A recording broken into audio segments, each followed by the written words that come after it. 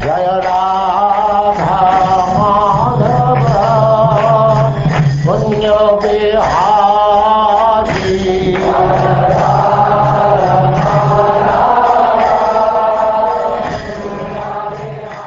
And now chapter 41. Krishna and Balaram enter Mathura.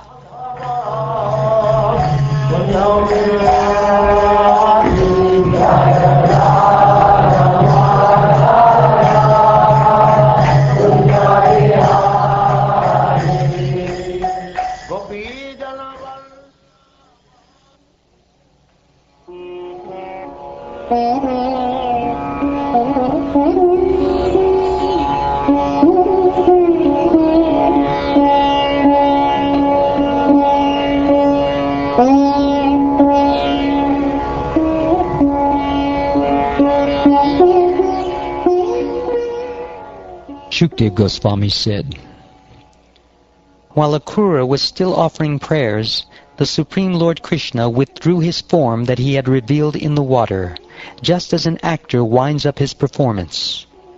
When Akrura saw the vision disappear, he came out of the water and quickly finished his various ritual duties. He then returned to the chariot, astonished. Lord Krishna asked Akrura, have you seen something wonderful on the earth, in the sky, or in the water? From your appearance, we think you have. Whatever wonderful things the earth, sky, or water contain, all exist in you. Since you encompass everything, when I am seeing you, what have I not seen? And now that I am seeing you, O Supreme Absolute Truth, in whom reside all amazing things on the earth, in the sky, and in the water, what amazing things could I see in this world?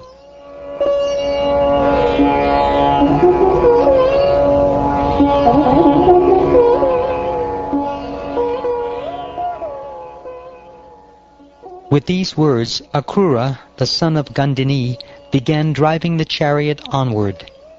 At the end of the day, he arrived in Mathura with Lord Balaram and Lord Krishna. Wherever they passed along the road, O king, the village people came forward and looked upon the two sons of Vasudeva with great pleasure.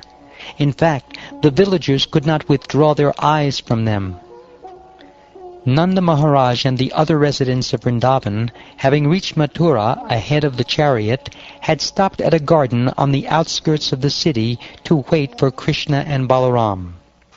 After joining Nanda and the others, the Supreme Lord Krishna, the controller of the universe, took humble Akrura's hand in his own and, smiling, spoke as follows. Take the chariot and enter the city ahead of us.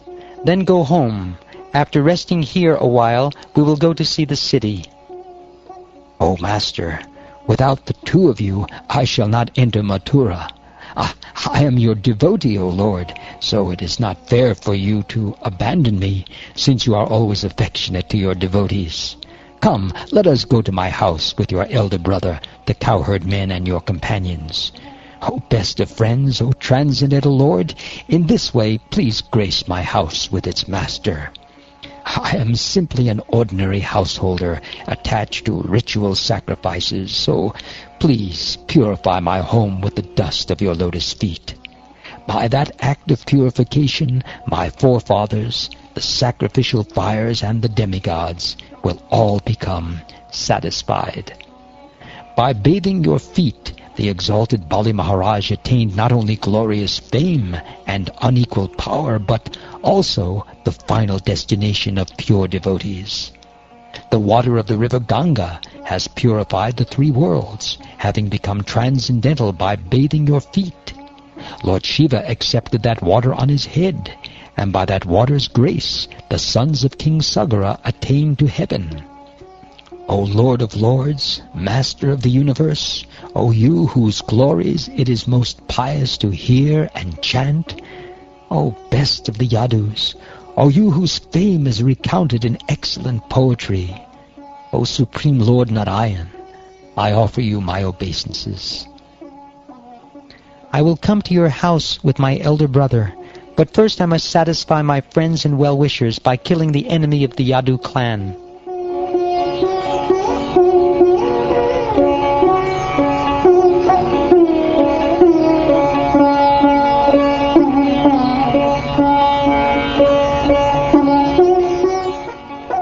Thus addressed by the Lord, Akrura entered the city with a heavy heart. He informed King Kamsa of the success of his mission and then went home. Lord Krishna desired to see Mathura, so toward evening he took Lord Balaram and the cowherd boys with him and to enter the city. The Lord saw Mathura with its tall gates and household entrances made of crystal, its immense archways and main doors of gold, its granaries and other storehouses of copper and brass, and its impregnable moats. Beautifying the city were pleasant gardens and parks. The main intersections were fashioned of gold, and there were mansions with private pleasure gardens, along with guild halls and many other buildings. Mathura resounded with the calls of peacocks and pet turtle doves, who sat in the small openings of the lattice windows and on the gem-studded floors, and also on the columned balconies and on the ornate rafters in front of the houses. These balconies and rafters were adorned with Vaidurya stones, diamonds, crystal quartz, sapphires, coral, pearls, and emeralds. All the royal avenues and commercial streets were sprinkled with water, as were the side roads and courtyards, and flower garlands, newly grown sprouts, parched grains, and rice had been scattered about everywhere. Gracing the houses' doorways were elaborately decorated pots filled with water, which were bedecked with mango leaves, smeared with yogurt and sandalwood paste, and encircled by flower petals and ribbons. Near the pots were flags, rows of lamps, bunches of flowers, and the trunks of banana and betel nut trees.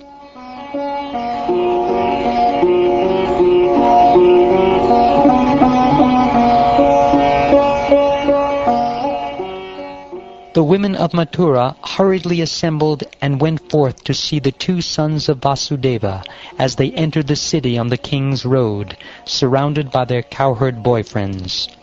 Some of the women, my dear king, eagerly climbed to the roofs of their houses to see them. Some of the ladies put their clothes and ornaments on backwards. Others forgot one of their earrings or ankle bells, and others applied makeup to one of their eyes, but not the other. Those who were taking their meals abandoned them. Others went out without finishing their baths or massages. Women who were sleeping at once rose when they heard the commotion, and mothers breastfeeding their infants simply put them aside. The lotus-eyed Lord, smiling as he recalled his bold pastimes, captivated those ladies' minds with his glances.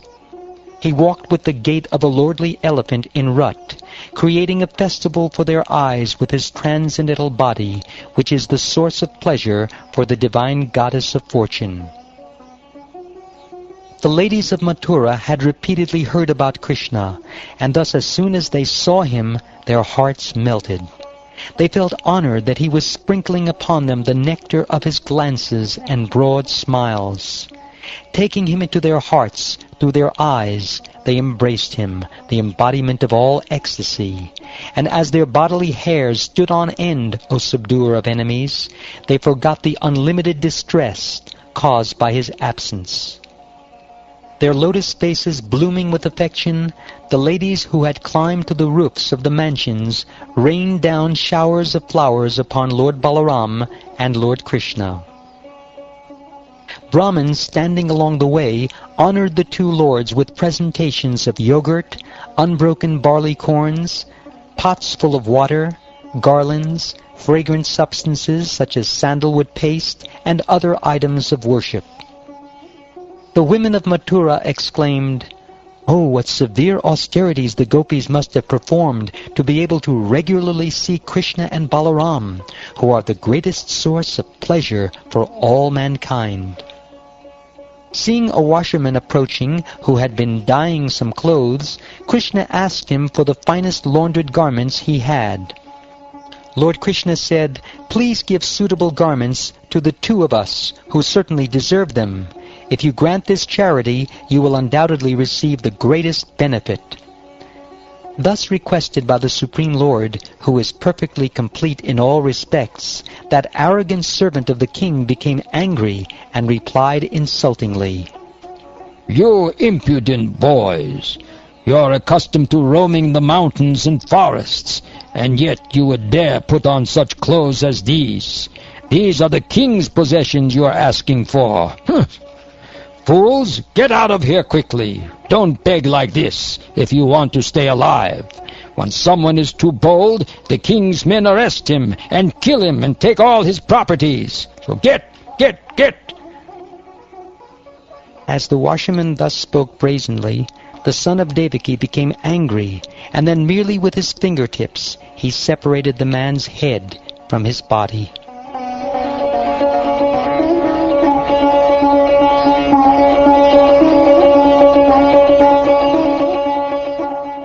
The washerman's assistants all dropped their bundles of clothes and fled down the road, scattering in all directions.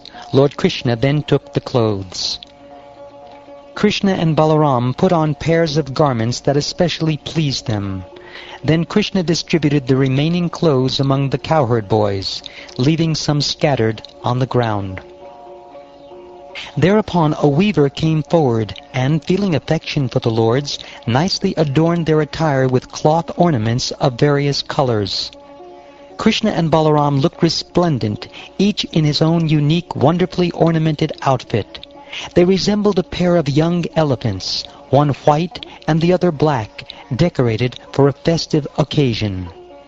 Pleased with the weaver, the Supreme Lord Krishna blessed him that after death he would achieve the liberation of attaining a form like the Lord's, and that while in this world he would enjoy supreme opulence, physical strength, influence, memory, and sensory vigor. The two lords then went to the house of the garland maker Sudama.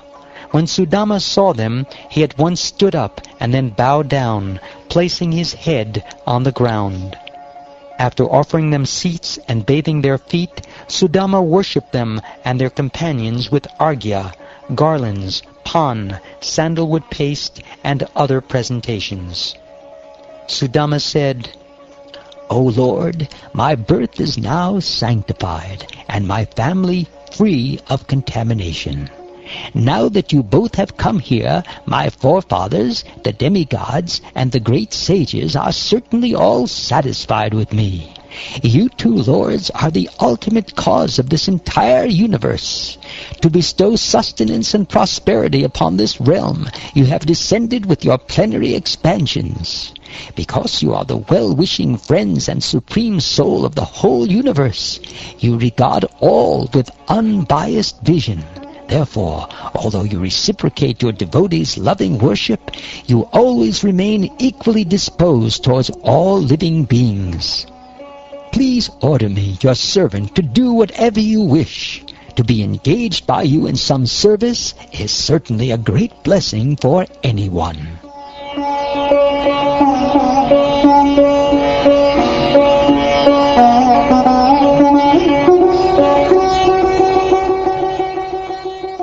O best of kings, having spoken these words, Sudama could understand what Krishna and Balaram wanted. Thus, with great pleasure, he presented them with garlands of fresh, fragrant flowers. Beautifully adorned with these garlands, Krishna and Balaram were delighted, and so were their companions.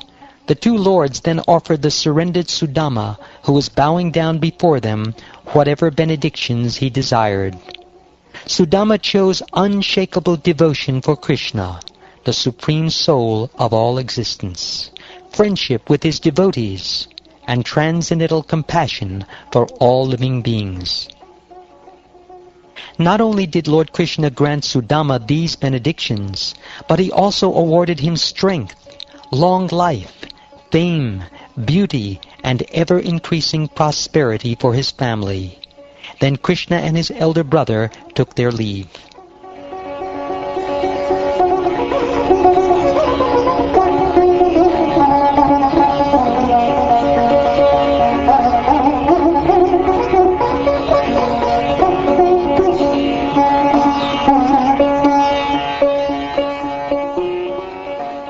Thus ends the 41st chapter of the 10th canto of the Srimad Bhagavatam, entitled Krishna and Balaram Enter Mathura.